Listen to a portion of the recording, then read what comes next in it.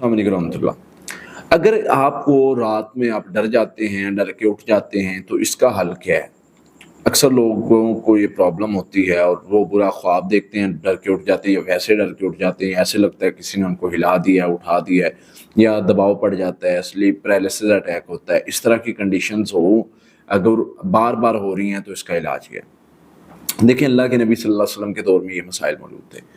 ایک صحابی نبی صلی اللہ علیہ وسلم کے پاس آتے ہیں، آ کے بتاتے ہیں کہ اللہ کے نبی صلی اللہ علیہ وسلم، مجھے رات کو عجیب خواب آتے ہیں، ایسے خواب آتے ہیں کہ میں وحشت زدہ ہو جاتا ہوں، اتنا خوف، اتنا ڈر جاتا ہوں، مجھے سمجھ نہیں آتی، میں ڈر کے اٹھ جاتا ہوں۔ اللہ کے نبی صلی اللہ علیہ وسلم نے ان کو کچھ کلمات سکھائی، اور وہ کلمات کیا ہیں؟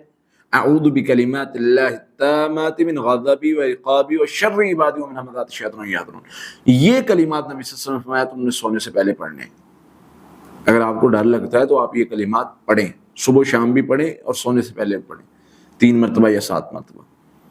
انہوں نے پڑھنا شروع کر دیا۔ کچھ دنوں بعد نبی صلی اللہ علیہ وسلم نے پوچھا تو انہوں نے بتایا کہ اللہ کے نبی صلی اللہ علیہ وسلم، اس دعا کی برکت سے میرا یہ مسئلہ حل ہو گیا ہے۔ دوسرے نمبر پہ، اگر آپ کو خواب آ کے ڈرتے ہیں آپ، پھر ایک چیز اور بہت ضروری ہے جو آپ نے لازمی کرنی، جو آپ کو بہت بڑے شر سے بچا سکتی ہے۔ جب خواب آ کے آپ ڈرتے ہیں تو آپ نے اس کا اثر لازمی ظاہر کرنا ہے، اور وہ کیسے ظاہر کرنا ہے؟ اعوذ باللہ من شر الشیطان والشر آپ پڑھیں اور اپنی لیفٹ سائڈ پر پھونک دیں۔